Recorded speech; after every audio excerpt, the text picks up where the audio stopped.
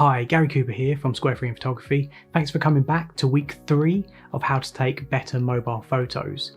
Last week we was looking at the attention to detail, things like reflections, symmetry and repetitive patterns, so I hope you found them useful. I'm loving the feedback on the videos and how probably the best video in terms of responses has been how you can set your own exposure using your mobile phone, which quite a lot of people didn't realise, and just how you've made that difference in controlling this amount of light that's coming through your camera is already making great photos.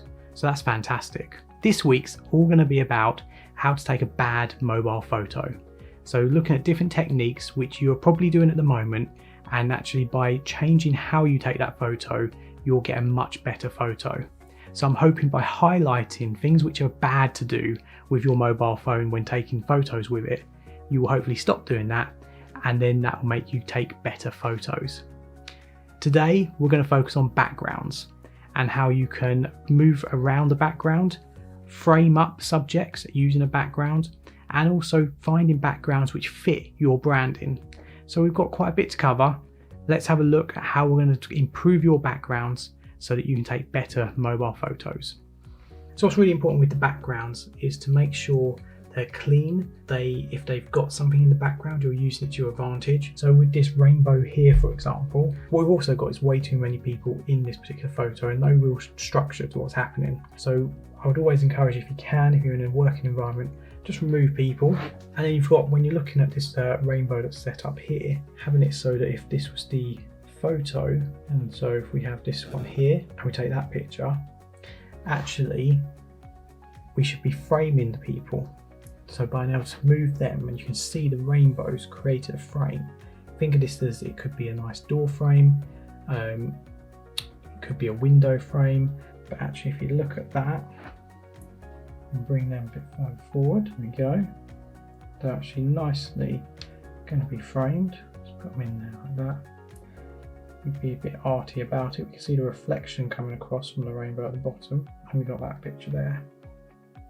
What we can also do is get a really nice close-up image that actually become framed in both sets. So we've got that photo there, and that is using a frame in your background, which might not have been there.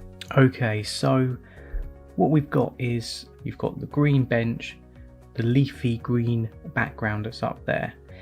Also how the lines on the bench are working. There's the leading lines which are working for us as well, and you see how we blur out that green background as well, because now we're really focused on just this one subject. Let's have a look at changing this background up to give you another example. So what you've got here is we've got the white king, and what we're looking here is when you've got it right up against that background, you've got everything being in focus. Right up against that background, focus on the top part of the piece. There you go, so everything's in focus with that picture. We now bring the king quite towards you, so really putting some distance in, and that's because we're using your mobile phone. If you're using a camera where you can control that focusing, then it would be really good. But you see how we just managed to blur out that background. And then let's just now have a look at another setup. We've gone very pink. So we've got some pink heart wrapping paper. We've got a pink clock. So it's kind of all very pink. And what you've got here, so we'll do a rule of thirds, so mixing that up.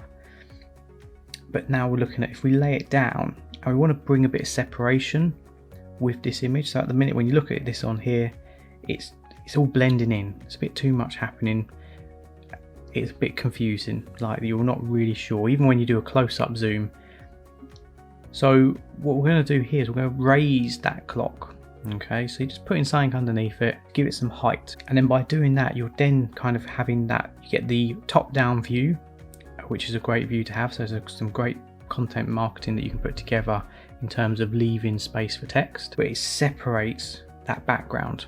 So moving your subject away from a background in some format will massively help, and cropping in tight as well just puts all the focus on that one subject. Even with a background like them hearts, where it's quite leery, a lot going on, that will help. So now what we've got here, a bit of vodka and lime here, and we've just gone, because of the lime and the green, we've put on some grass, okay? and we're doing a nice center picture there because it's actually a really nice picture. And then we're looking at moving it over using the rule of thirds, so you're giving some space for that content marketing, so you can write something in, put it on your social media, and you've got all of that there as well. Controlling the exposure as well, especially with a can, it's very shiny, so you want to get that kind of right balance. So this is looking at us really cropping in now, so tight on that crop. The viewer doesn't have any choice but to look at the vodka and lime drink. So you've still got some space for a really nice artistic bit of content, text going in there. We've brought down the exposure just because we want to really get a bit more detail. Remember, if you've got an image which is overexposed, you can never get that detail back. Having an image which is underexposed, at least you can re-expose it. Got space for your content marketing text to go in there. It all fits together because of the fact that you've got the green, so it all blends nicely together. And you've got the outdoors when you're thinking around what your marketing is going to be like. Now summertime, yes, we can't all rush outside like we used to do last year. However, it's setting the scene of drink this when you're outside. Now this one's really good. So this is around, so simple background, it's eggs in a bowl on a wooden surface. This was decking that it was taken on, different angles. So moving around your subject and finding the right angle that works as a background is what's important. So you've got them lines going across, it's that nice rustic kind of feel to it, but also thinking around how can you improve that background? What could you do to make them eggs stand out a bit more or add to your picture? So for me, it's looking at props. It's always thinking, what can we bring along to the photo shoot to see how we can improve that? And in this instance, it was finding a nice tea towel, put in that tea towel, and we've got the eggs in there, and it's just added that bit. So now you don't really know it's a glass bowl, and you can see a bit of the glass bowl there. So cropping in nice and close, so getting right down into that image. And again, so this is still finding what is the best looking image. So I think this side on view is actually the best version of that image, but you only know that if you move around your image and you see what the background looks like and you work on how that works. And I think lastly, around how you can have better backgrounds, it could be a case that you've got some craft paper. So we've already spoke about wrapping paper and wallpaper. These are sheets of craft paper which are used in scrapbooks, and it's just so you can just hover over, take a picture. There's another bit of wallpaper, nice bit of mixed tape, and you just zoom in and you get a nice close up. And then by having that picture on its own, you could then use that, blur it out in editing, and put together your own kind of background. It's really important though that you don't have something that's too leery.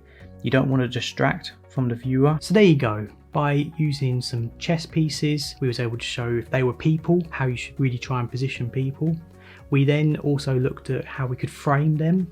So obviously we had our rainbow, which is very fitting for what's going on at the moment. Using that rainbow to have them framed. That could be you put them in a door frame if you're on site or in an office. It could even be using a window. Anything that could frame your subject is really powerful for a background. We then had a look at things like wallpaper and wrapping paper, anything which might have a pattern, and how you could either take a photo of the wrapping paper or the wallpaper on its own and then use that as a background which you then put text on for your content marketing, or you include it in a drop down so that way you can have lots of different elements brought in which represent your brand, and then that paper or whatever you use for that pattern becomes a consistent theme in your marketing. So I hope that was helpful, and by paying attention to your background, decluttering your background, you'll take a much better photo using your mobile phone. So have a great week.